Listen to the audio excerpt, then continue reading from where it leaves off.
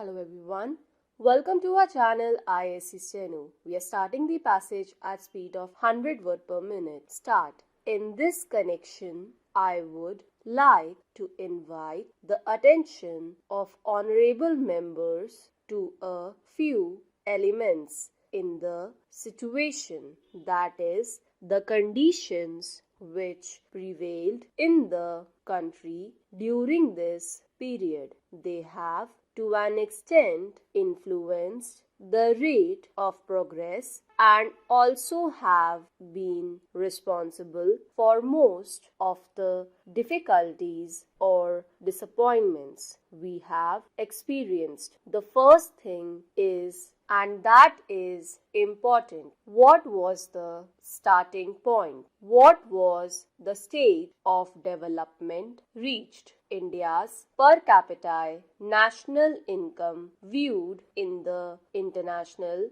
context was among the lowest. There was yet another significant fact. The national income was not only at a very low level, but also there was no evidence that this country was catching up with the increase in population. That is, the trend in regard to per capita national income was downwards. It did not amount to stagnation, but certainly there was deterioration, and therefore our planning effort had to face this downward pull, which had to be overcome. It took a number of years. The period of first plan and a part of the second plan to achieve that. That is a very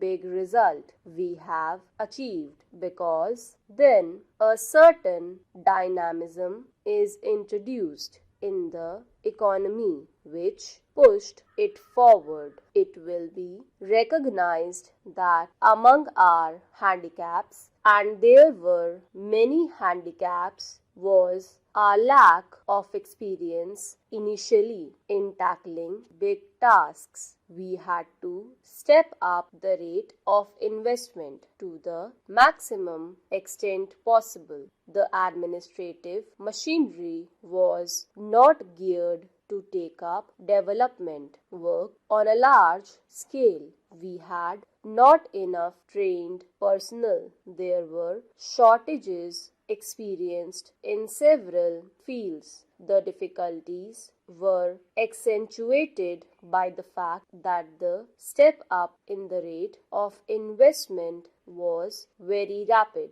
Now we can say with some confidence that we have made big strides in preparing ourselves for a still bigger advance in the 11th five-year plan. It is plain that India is an underdeveloped country, and what we need is more investments and therefore more savings.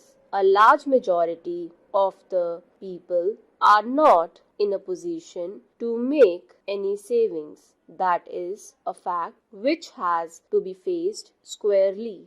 There is yet another factor which has a very important bearing on the pace of our progress. It is our democratic structure. I am convinced that democratic forces will become an ally of development. Sir, I was referring to the situation through which we have passed. It is a fact that our people, who are a free people, are slowly awakening to the new developments in the country. There is a new consciousness about their needs and their rights. Therefore, they ask for more and the claims pile up. That is one side. On the other side, we have not got the methods to extract more and more out of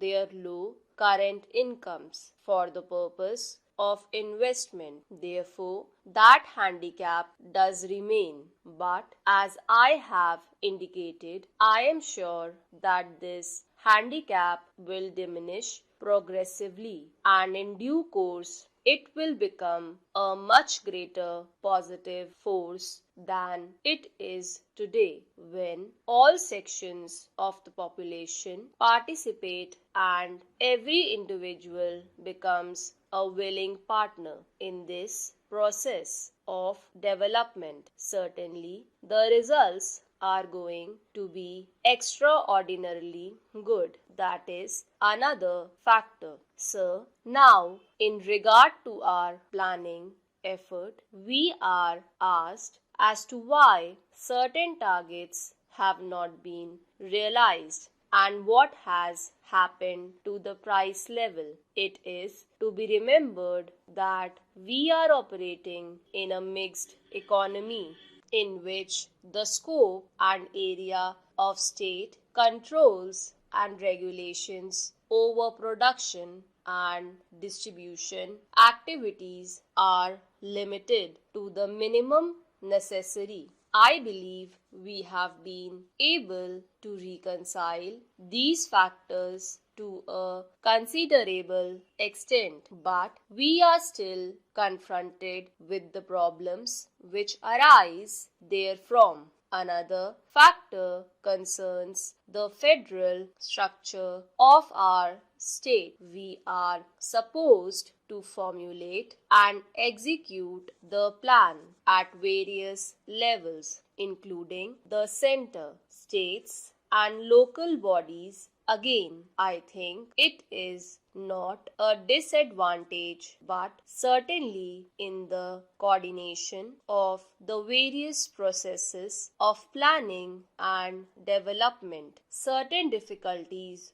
do arise. One fact which I would like to bring to the notice of honorable members, which has a very important bearing on the course of progress, is that we have set before ourselves several objectives, and these are competing objectives, at least for the time being. Our main objective is that the tempo of development should increase to ensure better standards of living to the people. This is one objective. Another objective which we have placed before ourselves is that we should be able to maintain a certain rate of growth of the economy. To achieve this, we should rely on ourselves as far as possible